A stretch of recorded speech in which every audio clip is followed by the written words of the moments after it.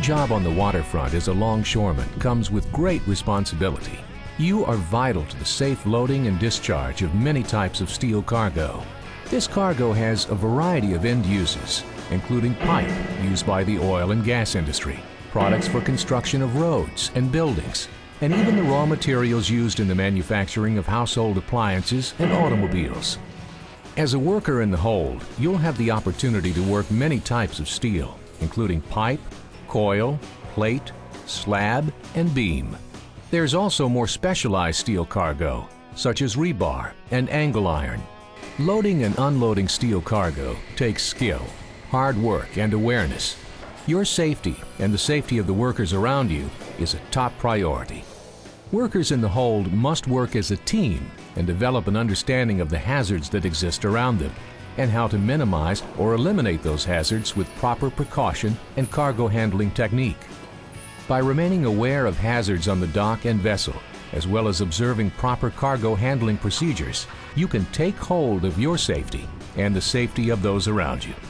This program will provide general instruction on proper and safe loading and discharge of steel cargo. You'll learn the required or recommended personal protective equipment, the importance of a pre-shift or gangway safety meeting, and methods of safe access to the vessel. This program will also cover gear and equipment, slinging and hoisting, and basic precautions needed to work safely and efficiently in the hold.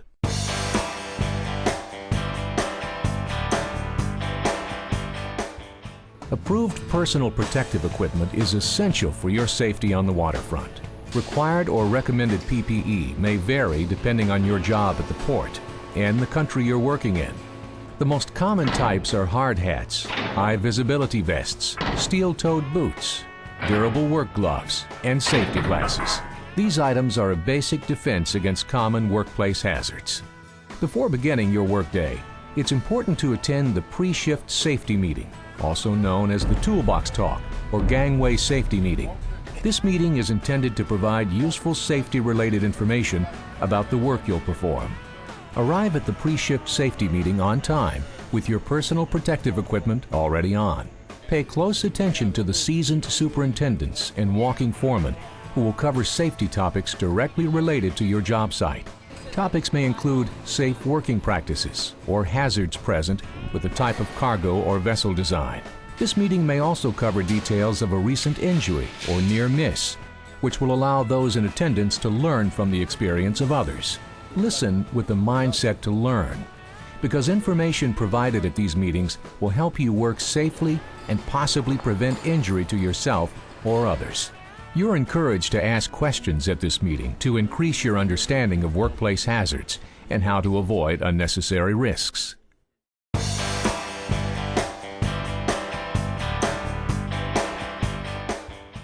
Armed with the proper PPE and the information you learned at the pre-shift safety meeting, you'll be ready to begin work.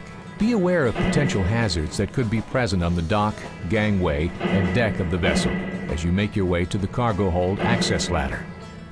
While crossing the dock, stay alert to traffic from mobile equipment and over-the-road trucks. Be sure that operators can see you by making eye contact and having your presence acknowledged.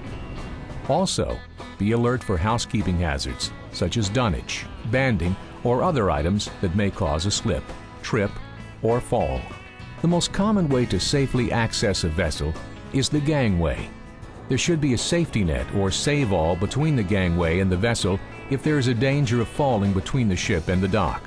As you travel the gangway, ensure that handrails are secure and the walking surface is free of any slip or trip hazards.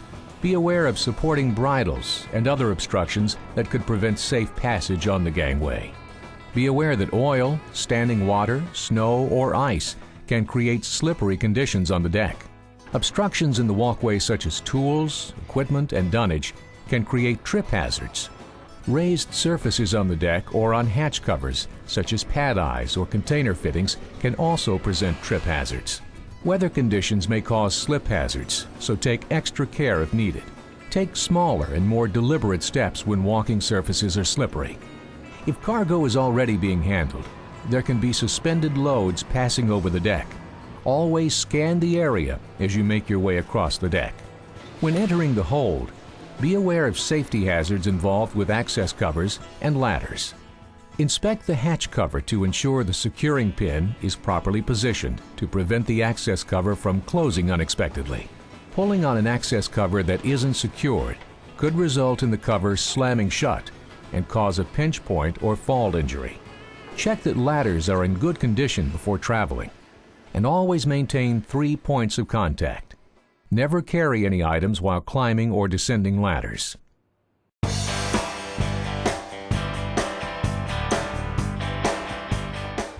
Take time to scan the area of the cargo hold. The gaps that exist between the access ladder and the cargo stow are potential fall hazards. Check with your supervisor to determine whether or not the use of a personnel cage for hold entrance and exit may be necessary. Stay alert to fall hazards on and at the edges of the stow. Corrugated bulkheads, side beams, and gaps in the stow can be potential fall points. Preventative measures are based on cargo type and vessel design. Check the condition of the walking surfaces. Dunnage, lashing cables, and steel banding can present a trip hazard. The cargo itself may have rounded or uneven surfaces. Always be alert to where you're stepping. Working in extreme temperatures can also play a part in how you prepare and work through the day. Dress appropriately for conditions. Be aware of the signs of heat stress. These include weakness, dizziness, and nausea. If you or a coworker are experiencing signs of heat stress, notify a supervisor and move to a cooled, air-conditioned area. Remove heavy clothing and drink water. To help prevent the onset of heat stress, drink plenty of water the day before your shift, and continue to drink water throughout your shift. Water coolers are provided and are to be used for drinking water only. Keep them clean. Do not place your hand or other items such as fruit or beverages in these coolers. Keep the water cooler in a safe, accessible area which won't interfere with work operations or present a danger to workers that are getting a drink.